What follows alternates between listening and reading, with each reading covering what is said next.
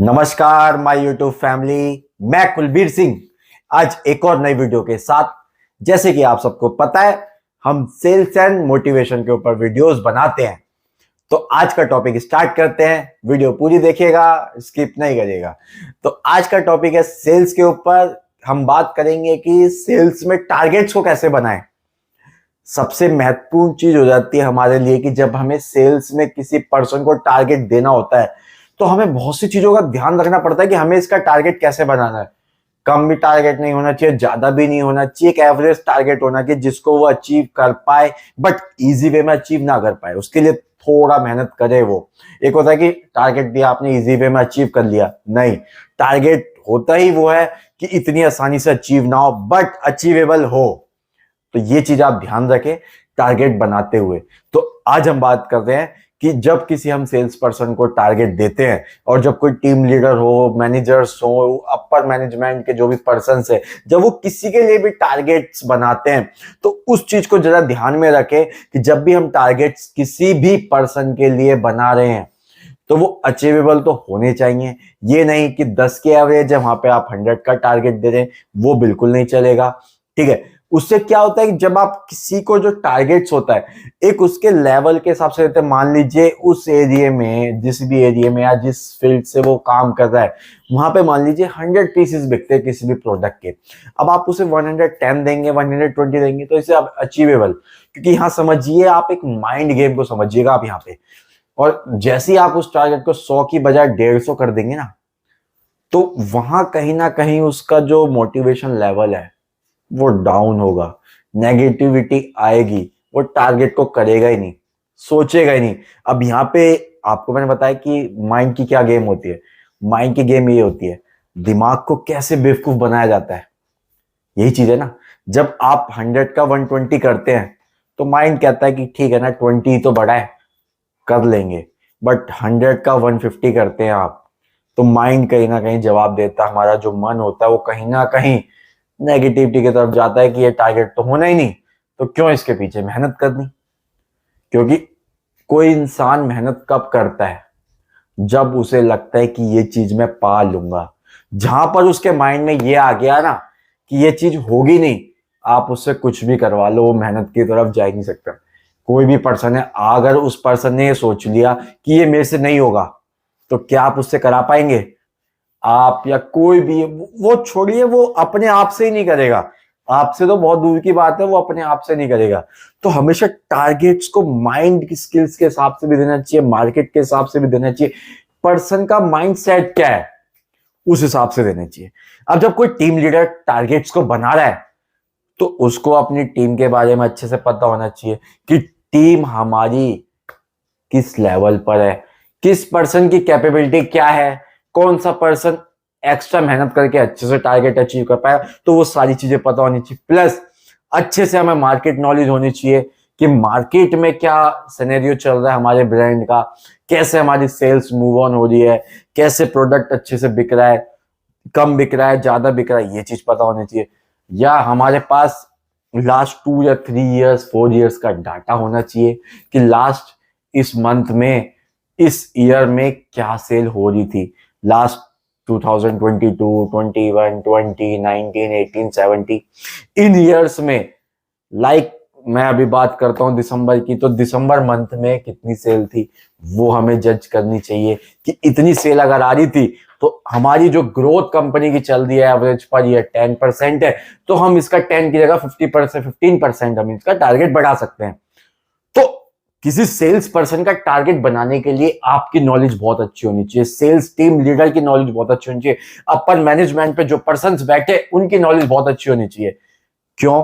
वो जब भी आपका टारगेट सेट कर पाएंगे, जब भी वो किसी सेल्स पर्सन का टारगेट सेट कर पाएंगे। अगर आपको नॉलेज ही नहीं है ये, कि आपको यही नहीं पता उसके अंदर पोटेंशियल कितना है सेल्स पर्सन के अंदर, आपको यही नहीं पता वो कितना अचीव करके बैठा है लास्ट मंथ, लास्ट ईयर उसने क्या किया था, लास्ट ईयर कोई और पर्सन था तो उसने कितना अचीव किया था, अगर आपको यही नहीं पता तो आप कैसे उसका टारगेट बना पाएंगे?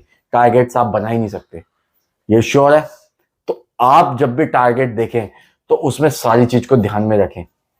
सेल्स पर्सन की नॉलेज, सेल्स पर्सन की एफर्ट्स, सेल्स पर्सन कितना last month last year achieve करके आया है, मार्केट सिनेरियो क्या चल रहा है, मार्केट में कितनी किस हिसाब से सेल्स हो रही है, ये आपको पता होना चाहिए। आपकी कंपनी की ग्रोथ ईयरली टू ईयरली किस हिसाब से बढ़ रही है, उस पर भी डिपेंड करता है आपका सेल्स टारगेट। प्लस आप अपने जो प्रोडक्ट है वो किस हिसाब से मार्केट में मूव हो रहा है। आप ये देखें ना, लास्ट ईयर मान लीजिए आपने 100 किया इस मंथ, लेकिन आप कुछ टाइम से आप नहीं देख रहे हैं सेल्स की मार्केट में हमारे प्रोडक्ट की डिमांड ज्यादा है, तो आप अच्छे से अचीव कर पाएंगे, ठीक है ना। तो ये चीज बहुत ज्यादा इंपॉर्टेंट हो जाती है। और साथ के साथ टारगेट्स रखने के बाद अपनी कंपनी की पोजीशंस भी देखनी चाहिए कि क्या इतने टारगेट बनाने से क्या कंपनी को प्रॉफिट होगा, कंपनी इस चीज से इतना अपना खर्चा निकाल पाएगी, कंपनी सबकी सैलरीज को बेयर कर पाएगी, सारी चीजें डिपेंड करती है। अब जब किसी सेल्स पर्सन का आप टारगेट बना रहे हैं, उसको आप दे तो रहे हैं 25,000 सैलरी, 30,000 सैलरी, बट उसको टारगेट जो प्रोडक्ट के हिसाब से दे रहे वो 15,000 का, तो जस्टिफाई है नहीं। बिल्कुल सही बात है। तो यहां पर सैलरी भी डिपेंड करती है। जब आप किसी सेल्स पर्सन को टारगेट दे रहे हैं तो वो कितनी इनकम आपसे ले रहा है वो भी डिपेंड करती है, कितनी सैलरी आपसे ले रहा है वो भी टारगेट के हिसाब से डिपेंड करती है कि अगर वो पर्सन हमसे इतना ले रहा है तो हम उससे इतने टारगेट्स की उम्मीद कर सकते हैं। तो ये चीज भी होती है। जब आप किसी से उम्मीद करेंगे, उसको टारगेट देंगे, तो सारा का सारा अपना माइंड गेम है। आप जो टारगेट दें वो ऐसा टारगेट ना हो कि बहुत आसानी से अचीव हो जाए, ऐसा भी ना हो कि वो करे ही ना। टारगेट्स ऐसा होना चाहिए कि वो इजीली अचीव कर पाए। इजीली इन द सेंस कि अचीव के साथ साथ उसको मेहनत जरूर करनी पड़े। ये नहीं कि आपकी जो एक नॉर्मल सेल है उस सेल्स के हिसाब से उसका टारगेट बन रहा है तो वो आराम से अचीव कर लेगा, बट टारगेट ऐसा होना चाहिए कि सेल्स पर्सन को टारगेट अचीव करने के लिए मेहनत करनी पड़े, उसको मजा आए वर्क करने में, कि जब वो वर्क करे तो उसको अच्छा लगे कि हाँ मेरा इतना टारगेट से मुझे अचीव करना है। तो ये सारा माइंड के ऊपर डिपेंड करता है। तो किसी भी सेल्स पर्सन की आपको काबिलियत, आपको उसकी पोटेंशियल पता होना चाहिए कि वो किस लेवल पे है, क्या है उसका, क्या टारगेट्स बनाना है, कंपनी किस पोजीशन पे चल रही है, कंपनी के प्रॉफिट्स को भी देखकर आपको चलना है। ये नहीं कि आप सारी चीजें सेल्स पर्सन के हिसाब से देख रहे हैं। आप ये भी देखें कि जब मैं टारगेट्स को बना रहा हूं तो उससे कंपनी पे कितना इफेक्ट पड़ेगा, कंपनी इस टारगेट्स के हिसाब से इतनी सेल्स पे क्या अपने आप को मार्केट में स्टैंड कर पाएगी या नहीं। ये सारी चीजें टारगेट्स पे डिपेंड करती है। तो टारगेट्स आपके लिए बहुत इंपॉर्टेंट होता है, किसी भी कंपनी के लिए उसकी पोजीशंस को बताने के लिए बहुत ज्यादा इंपॉर्टेंट है। टारगेट्स अच्छे रखेंगे, अचीवमेंट भी अच्छी होगी। तो ये चीज आप ध्यान रखें। कोई भी सेल्स टीम का मेंबर, कोई भी सेल्स का टीम लीडर, कोई भी एएसएम, कोई भी अपर मैनेजमेंट का जो भी पर्सन है, अगर वो जब टारगेट बनाता है तो उसको सारी चीजें देखनी पड़ती है।